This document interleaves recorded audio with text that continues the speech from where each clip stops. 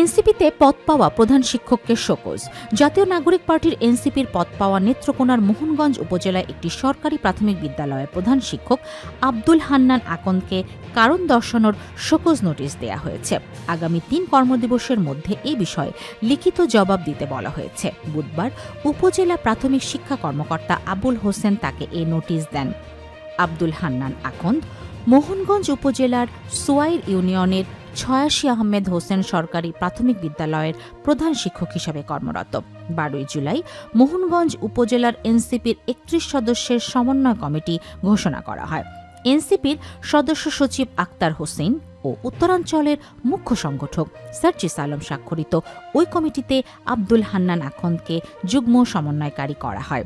কমিটির তালিকায় সামাজিক যোগাযোগ মাধ্যমে ছড়িয়ে পড়ার পর বিষয়টি স্থানীয়ভাবে সমালোচনার জন্ম দেয়।